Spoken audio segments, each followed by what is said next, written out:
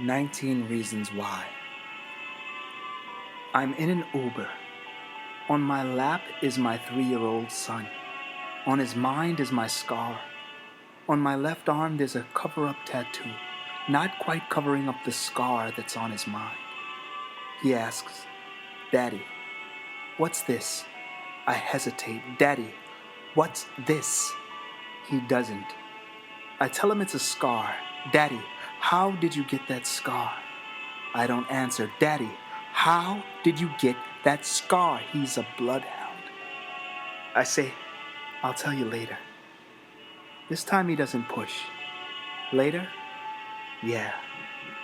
I couldn't tell him that because I love him, there's a long list of things that I'll never quite be ready for him to know. And the origin of this scar is one of them. I want to tell him that I am badly torn between wanting to give him a head start and spilling my guts and not wanting to let him anywhere near the starting line of a race that I have signed him up for.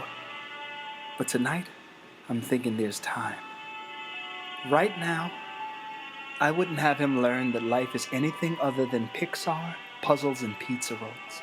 I still need him to believe that ice cream and knees hitting the pavement are the most profound pains possible. I want his mind to have the ease of being a fixed-gear bike, even if it costs me my 10-speed legs picking up a slack that he remains blissfully unaware of. I couldn't tell him to wait till PJ Masks covered an episode on self-injury. I couldn't tell him that the scar was there because the world I insisted he come to got to me before he did.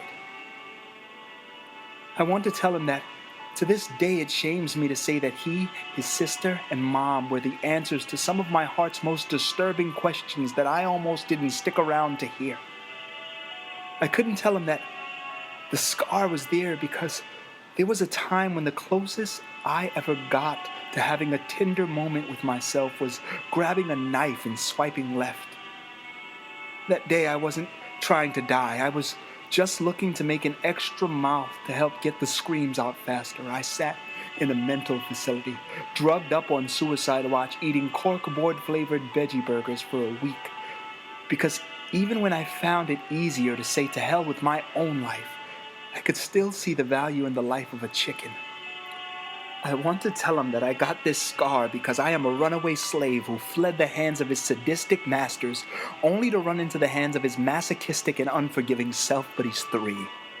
So with the exception of La Mega 97.9, we sit there in silence. The car jostles and sways us. And in the silence, I prepare myself for a day a news report fires him at me hot like a bullet, defying me to dodge the question of why I would bring him into a world like this one.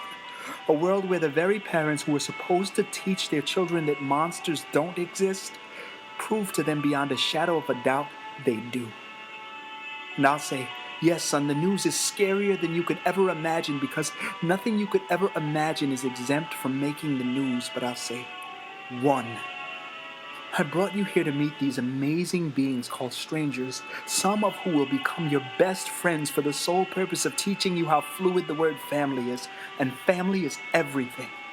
Tanisha Fearon destroyed one life, screaming hallelujah before throwing her 6-month-old from her top floor window, and her name was plastered all over the news for weeks. Janet Lynn Hine saved 9 lives by adopting castaway children, but you've never heard her name because empathy and compassion just don't empty newsstands. So mourn for a moment, then move, knowing the world needs rolled up sleeves more than it has ever needed balled up tissues. Let that sinking pain in your chest be your bat signal too. I've brought you here for the same reason a policeman calls for backup, but also for the same reason one friend introduces another to their favorite restaurant 3. I brought you here because the peaches are amazing.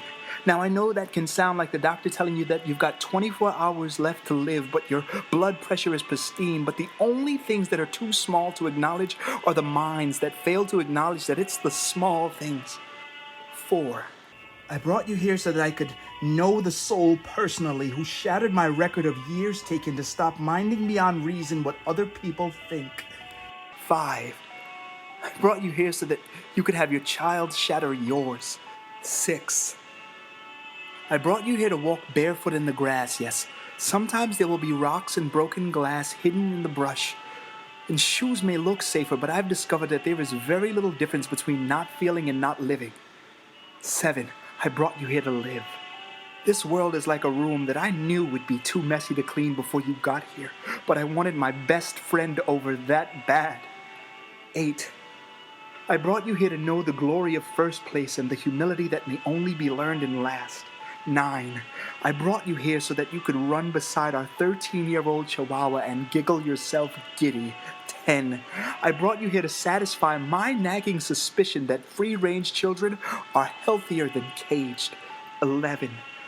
I brought you here so you could watch The Gruffalo on DVD 100 times and still laugh and ask me what happens next. 12. I brought you here to marry the woman of your destiny after the girl of your fantasy breaks your heart.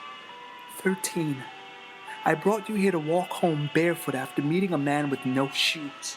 14. I brought you here to take a stand for something and afterwards experience the laughter that comes after sitting on your first whoopee cushion. 15. I brought you here for the friend that put it there. 16. I brought you here because pain at worst can only be a recurring sentence that will total less than a paragraph in the page that is the beauty of your life. 17. I brought you here because I am so gullible that after listing the pros and cons, the pros still conned me into procreation. 18. I brought you here to be a warm heart in a cold climate that finds it easier to put a jacket through a back than on one. The fact that I could serve you a dish that once sent me to the hospital has less to do with the dish and more to do with the hands that prepared it. The car radio cranks out yet another festive song that only the driver understands. I nod and toe tap, allowing myself to enjoy what I don't. Light after light, my son's curiosity and favorite song remain one. A baby shark, circling my scar, drawn to the sanguine scent of my withholding. Predator? Yes. Ready? No. But one day he will ask me with all due sincerity why on earth I have brought him to such a God-forsaken place. And the answer I give him will be simple. Because God has not forsaken us.